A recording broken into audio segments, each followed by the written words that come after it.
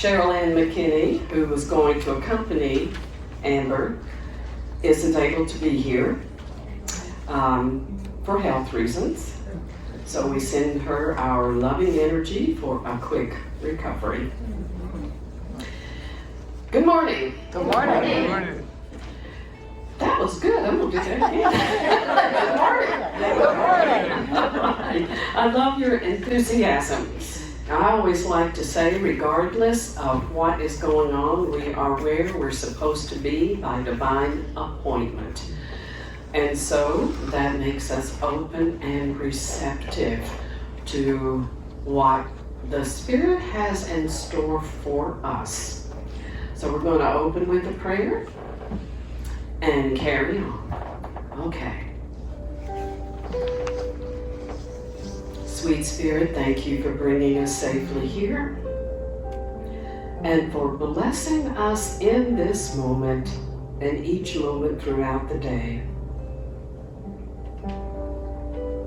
We willingly let go and surrender to the divine wisdom that flows through us as our intuition, as the serendipitous things that just happen.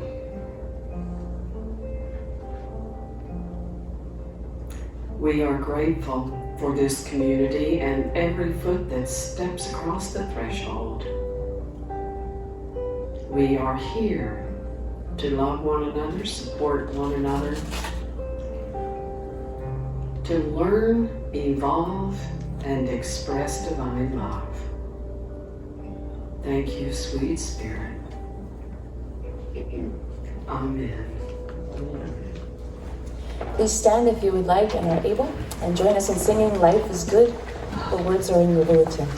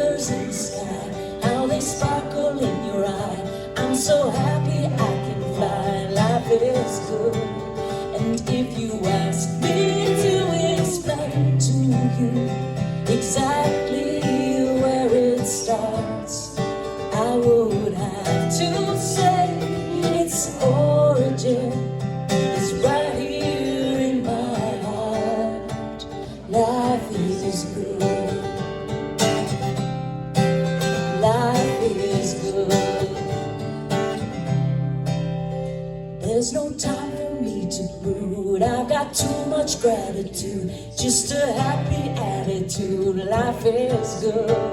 And if you ask me to explain to you exactly where it starts, I would have to say its origin is right here in my heart. Life is good.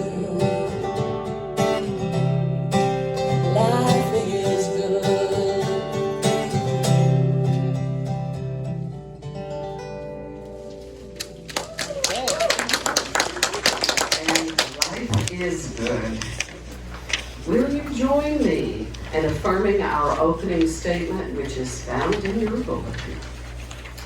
There's only one presence and one power in the universe and in my life. God the good and good. And our vision is A world of spiritually awakened hearts and minds. And our mission is We are creating a joyful community on a spiritual pathway to peace and love through friendship, classes, music, and services. And so we are. Please be seated. Our daily word is next. And this is Peggy Burkett. Good morning. Good morning. All right, today's Sunday, June 12th already. Pray for others. In love and faith, I pray for you. I am honored to pray with others, and I am grateful when others support me in prayer. When praying hearts and minds are joined, the power of prayer is multiplied. My partners in prayer may be in the same room or far away. We may be close friends or strangers.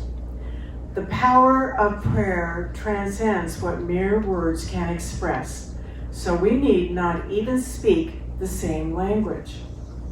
We share the heart's language of love and faith. Although the appearance of sickness, a personal perception of lack or insufficiency, or interpersonal discord may have prompted us to pray, we set those concerns aside as we say yes to wholeness, abundance, and harmonizing love that are blessings in our lives and in every life. Matthew 18:19.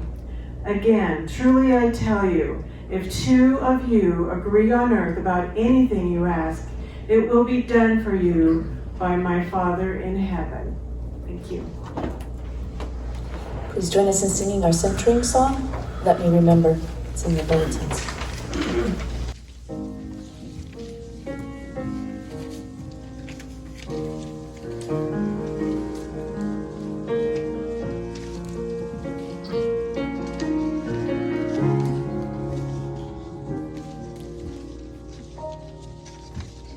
Into holiness would I enter now, for I am surrounded by the love of God. Let me be still and listen to the truth.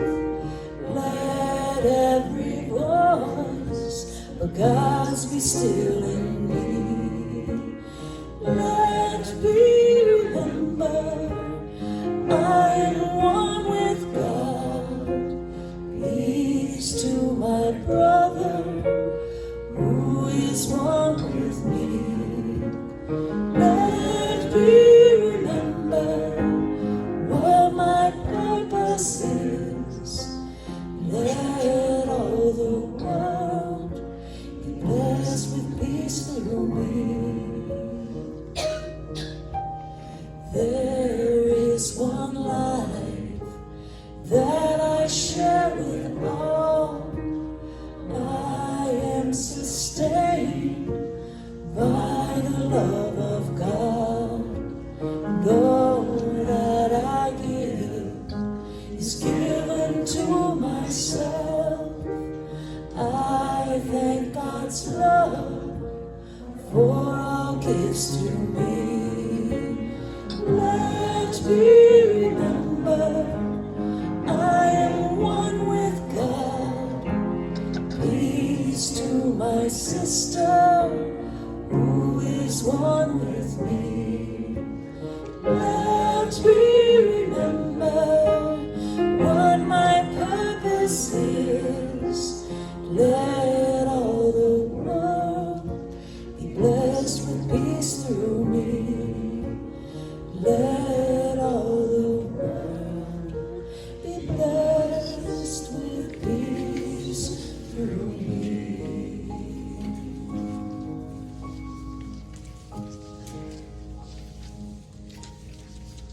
What a blessing it is to be at peace, to truly surrender and to live each moment as it comes, observing the divine order, the beautiful sunsets, sunrises,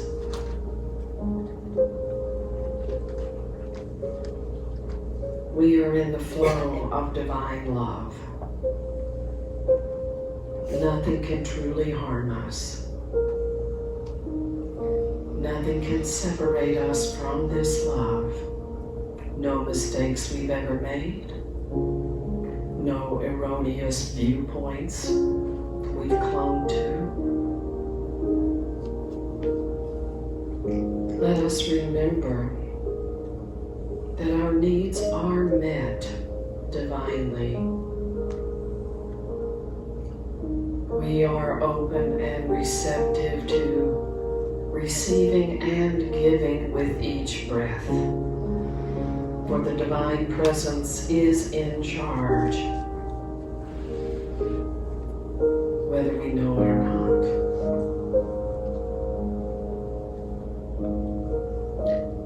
We can fight it. We can deny it. But that doesn't change the truth that there is one presence and one power. And that is at the core of us. It is the true self of us. And we are one with every expression of the living divine presence, not only in this universe, but in all the universes. So we take a breath and let go and just be here now. Surrender to a few moments of silence.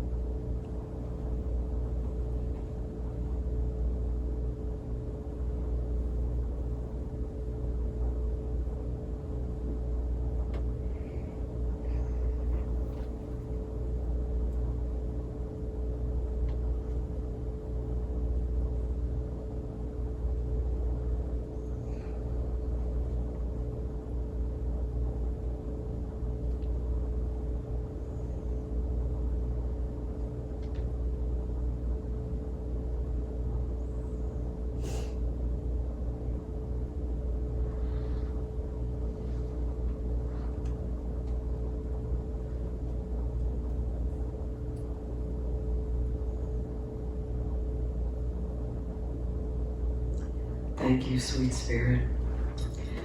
Thank you for these moments of reconnecting, remembering. And so we lift our eyes now to embrace this day, saying yes to life and yes to what you have called us to be, which is no less than a light in the world. This is our prayer, our decree, and so it is, and so we let it be. Amen, amen, and amen.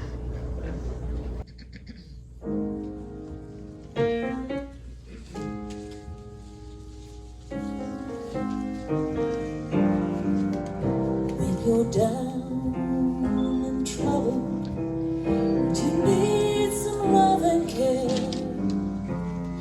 and nothing is going right.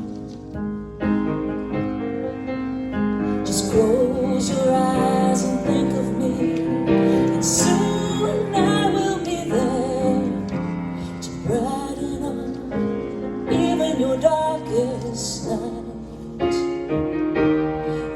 just call out my name, and you know wherever I am, I'll come running to see you again.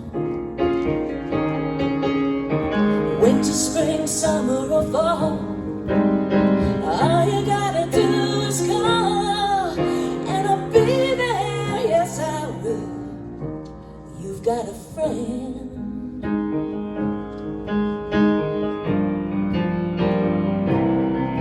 If the sky above you grows dark and full of clouds, and that old north wind begins to blow, just keep your head together and call my name out loud, and soon you'll hear me knocking at your door. You just call out my name, and you know wherever I am, I'll come running to see you again. Winter, spring, summer, or fall, all you gotta do is call, and I'll be there, yes I will. Now ain't it good to know that you've got a friend, when people can be so cold? They'll hurt you, yes, and desert you. They'll take your soul if you let them, oh, but don't you let them. You just call out my name, and you know wherever I am, I'll come running to see you again. Oh, winter, spring, summer, or fall, all you gotta do is call, and I'll be there, yes I will. 'Cause you've got a friend. You've got a friend. You've got a friend. Ain't it good to know you've got a friend? Oh darling, you've got a friend.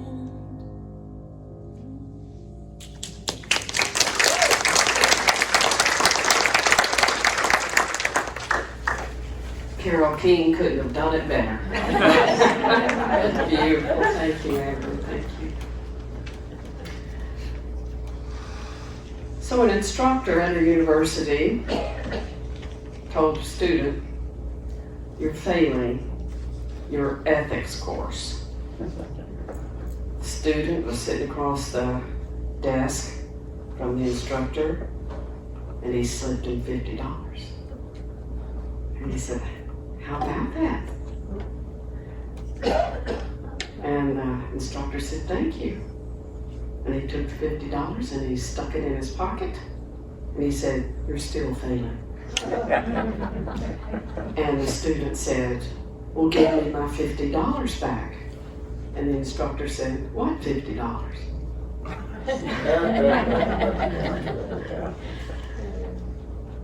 This morning I want to talk about ethics. This whole month I've kind of been dancing around parts of relationships. Last Sunday I talked about relationship with ourselves when we have intense fear or anger, and how to meet that in a positive, spiritually based way. Unity's 5th tenet says that it's not enough to know all about spiritual principles. We have to practice them. What is ethics really? There was a man who asked a group of business students what they thought ethics meant. And I want to read their responses.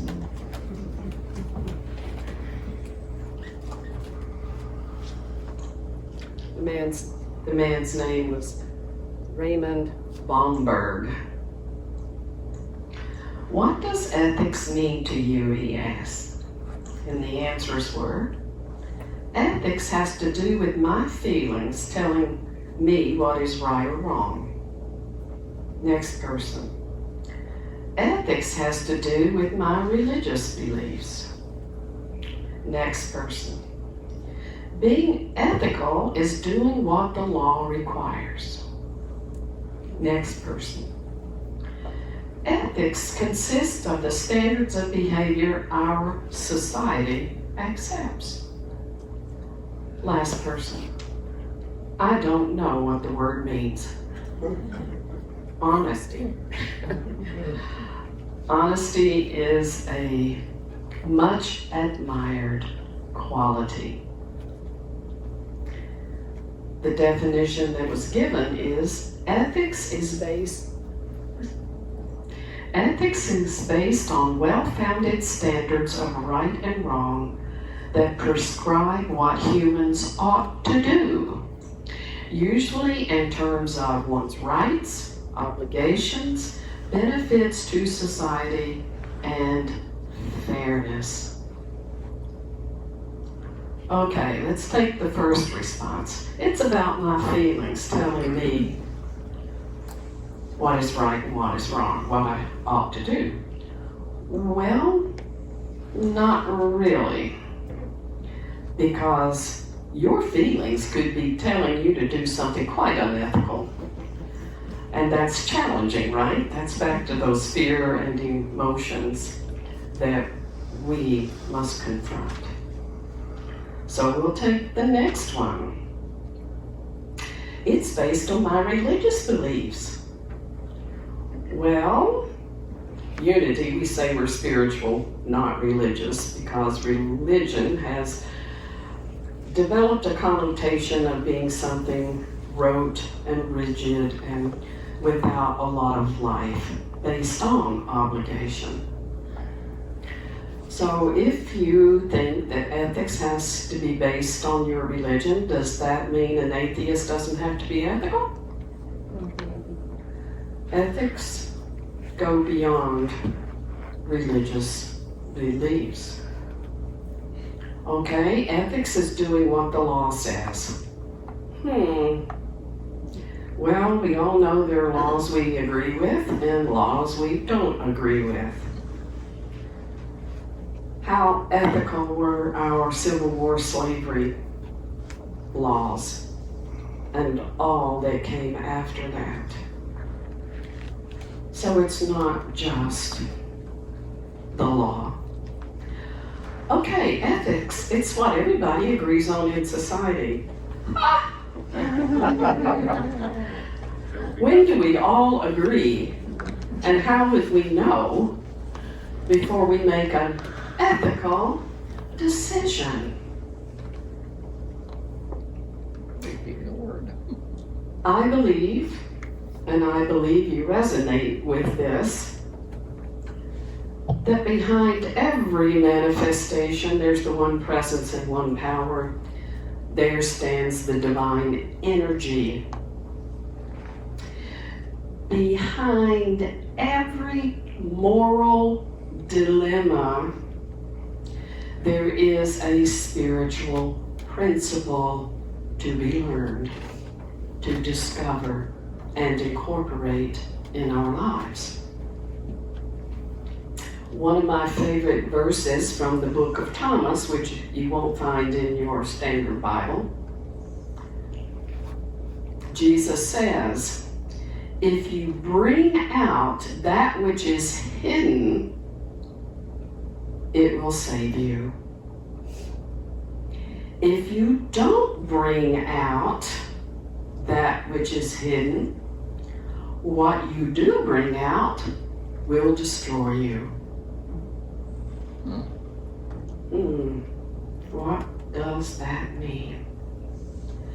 It means the process of becoming self-aware, willing to look at oneself is so important, and being able to know what is the right thing to do.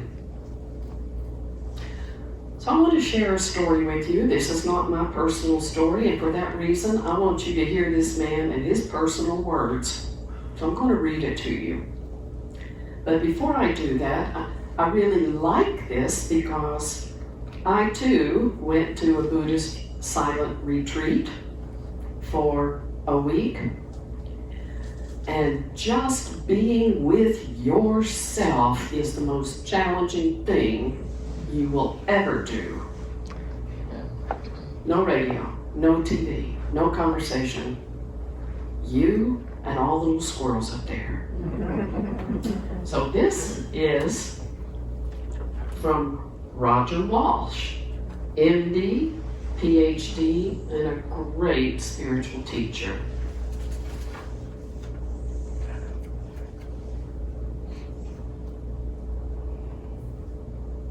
My first meditation retreat, I had hoped for peace and insight. And in fact, these occurred eventually. But as I first settled into the routine of continuous silence and meditation, I experienced anything but peace. I was unaccustomed to hours of silence and reflection each day, and initially found the experience very difficult. My mind desperately sought distractions, but in the silent, secluded retreat setting, there were few to be found.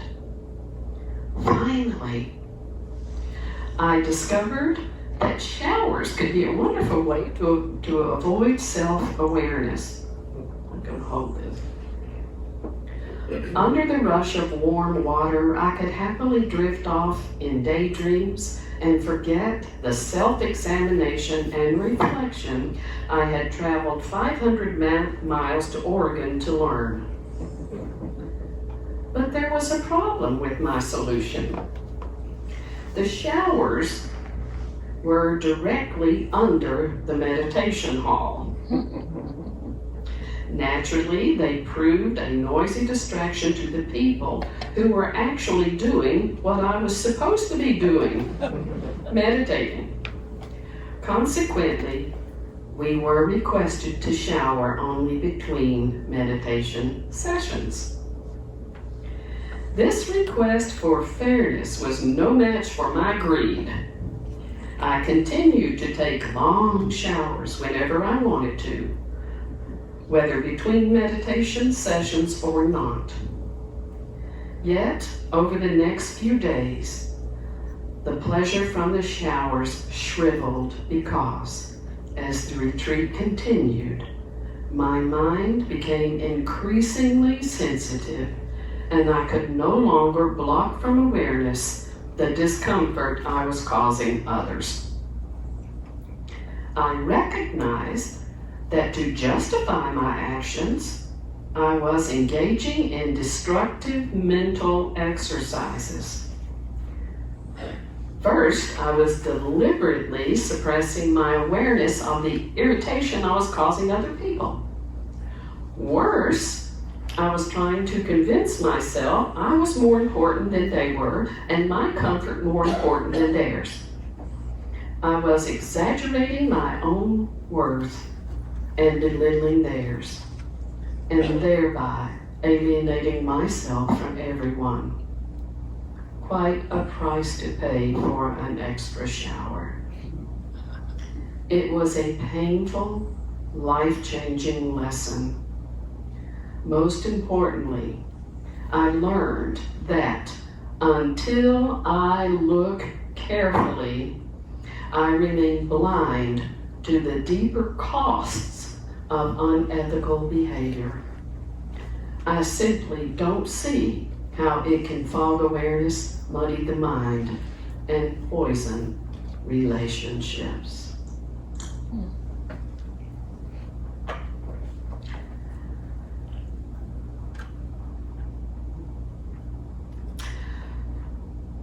So we must look inside and bring out what is hidden. What is it that we're not seeing that's motivating our actions?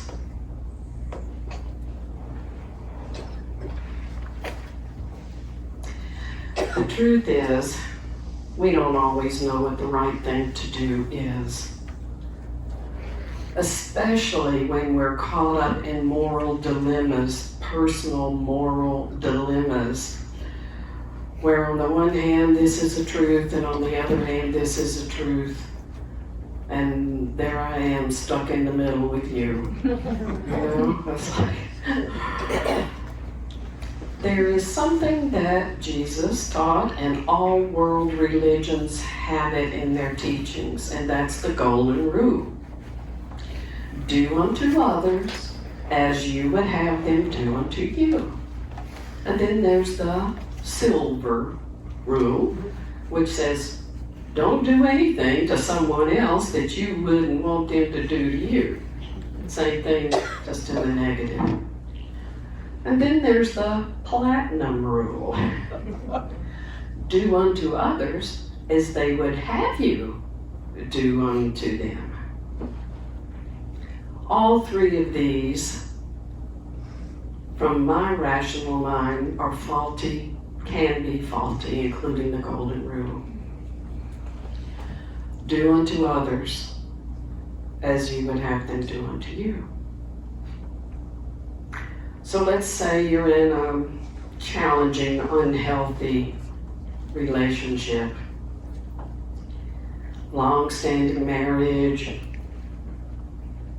problematic always. And finally you get clarity that you need to set yourself free, that you need to step out of this vibration, limiting vibration. Okay, well, what you're about to do, if you were on the other side, would you want your long-term partner, spouse, come and say, you're doing what? Well, am I going to let that do unto others as they would have you do? Sometimes you wouldn't want it on yourself, and you have to do it to save yourself.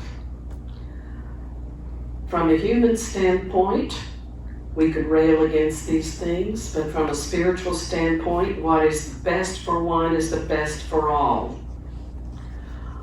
It may take something like that for someone to wake up. But that's not the reason for doing it. For me, my ultimate mantra is to thine own self be true. This above all, to thine own self be true. For as surely as night follows day, you will not be false to any person. Even in high school, I put that Shakespearean quote in the annual. It has been my guiding principle. To the self, capital S, not the little ego-driven self that wants everything her way. It's, what is it that is mine to do here? Let me remember what my purpose is. My purpose is to be a channel for the divine presence, period. And that can only be loving. That can only be wise. Even though I make mistakes. And we all make mistakes. So for the time that I had Buddhist friends and was active in that community, I learned a few things. How can we be true to this divine self? Well, pay attention. Just that simple. Pay attention, number one, to your words. Words can wound like nothing else. Words that are said in anger or fear or greed or whatever else do damage not only to the person who receives them, but to our own selves, because the minute we violate our own virtue, our own divine self, we know it. We know it. It's like a bolt of energy goes through your whole chakra system. The Baptists, who I also went to their church for a while, they would say, you're convicted by the Holy Spirit, the conviction of the Spirit. And that's what they called it when suddenly you knew you made a big mistake. Right speech requires that we really listen with sensitivity to what people are saying, what they're sharing about themselves, and respecting that by holding it in confidence unless we have permission to share their story with someone else. Now, I didn't ask Roger Walsh if I could share this, but it's printed in his book. Right speech. What we intend for other people, we create for ourselves. Thoughts held in mind. Doesn't have to be about us. I mean me, what I want, my life, I'm building my manifestation. No. What I think about you is alive in me and manifests also. Why is that? Because we're one. Because we're one. Following right speech, choosing our words carefully, there's right action. But I want to share this with you.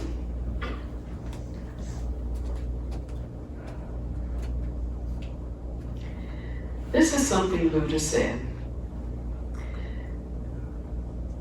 People who practice right speech, now here comes the quote, offend no one, yet they speak the truth.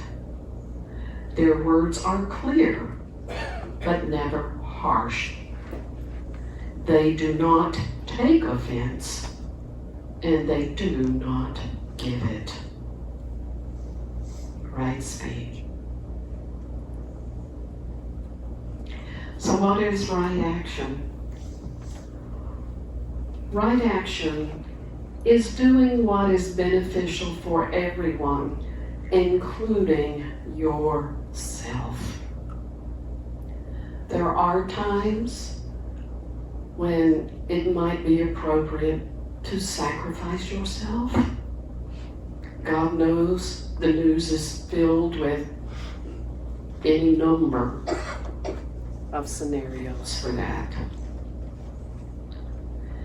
But right action is doing no harm to other people, bodily, mentally, emotionally, intentionally doing harm.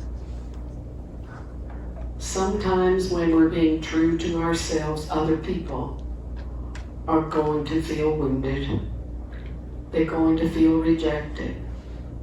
They're going to feel betrayed. It's going to hurt. And Khalil Gibran in the Prophets said, pain is just the breaking of the shell of your understanding and your awakening. Right action is always done with love. Tough love sometimes, tough love, but always love. Next Sunday is Father's Day. Next Sunday, I want to continue talking about relationships, long-standing relationships, and new relationships. Specifically, I want to talk about healing our past, what that takes,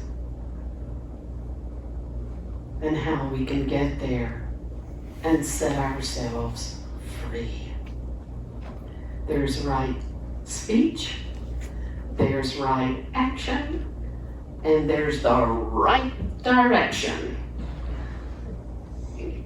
We're moving in the right direction. And so it is. So it is. And we're going to let it be. We're not going to meddle in it, right? Okay, thank you.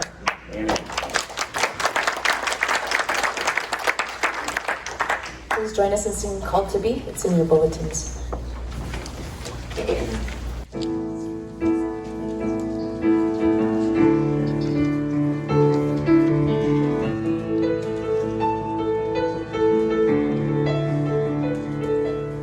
I am called to be a healer for all humanity. I am called to be a dreamer, believe in what can be. I am called to be a maker, be an instrument of peace. I am called to be a giver, of abundance I receive. I am called to be a prayer, living out the truth I seek. I am called to be everything. I am called to be the glory here on earth, so all might see all the love and all the beauty that shines in you and me. I am the living, breathing God, and you are one in me. We are called to be.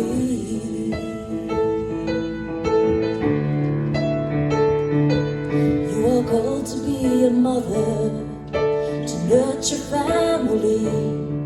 You are called to be a brother, be strength in times of need. You are called to be a neighbor, see a friend in all you meet. You are called to be a leader, to build community. You are called to be a prayer, living out the truth you seek. You are called to be everything. You are called to be the glory here on earth, so all might see all the love and all the beauty that shines in you and me.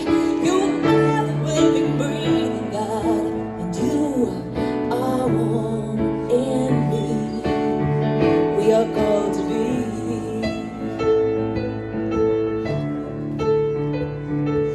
We are called to be the kindness, set the broken-hearted free. We are called to be forgiveness, when pain has run too deep. We are called to be compassion, be the wind beneath each wing. We are called to make communion, only then will we succeed. We are called to be a prayer, living out the truth we seek. We are called to be everything. We are called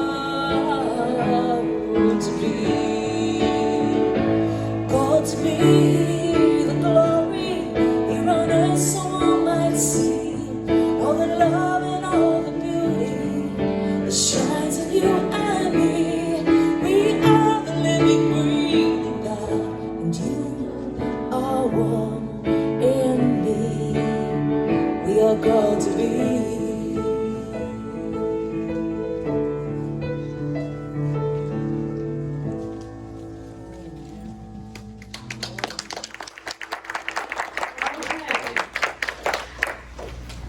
Before we do the offering, I do this often, I guess you've learned. Would you like to know what the top 10 qualities are that people admire in human beings? There are two different sets. In business, being open to change, having humility, loyal to one's values and to other people, accountability, resilience, honesty, respectfulness, compassionate, integrity, generosity, and gratitude. And I threw in there patience. Top 10, just man on the street. Hardworking, witty, people who are confident, modest, passionate, honest, loving, responsible, reliable, and empathetic. This is who we are called to be. Okay. Now is the time when we will bless our offering. So I'd like for you to take your offering, if you have a check in your hand, cash in your hand, if you give online or mail it in, visualize it. And let's affirm together the blessing for our offering, which is printed in the bulletin. Divine love Through through me, me blesses and multiplies all that I have, all that I give, and all that I receive. And I am grateful. And incidentally, that blessing is Charles Fillmore's blessing. I am grateful was added. He would approve. I'm certain. I am so blessed. I am so blessed. I am so grateful for all that I have.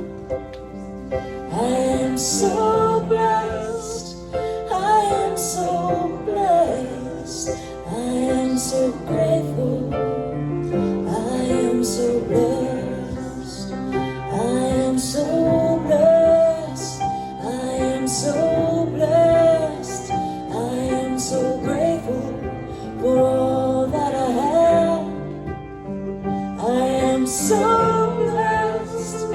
I am so blessed. I am so grateful. I am so blessed.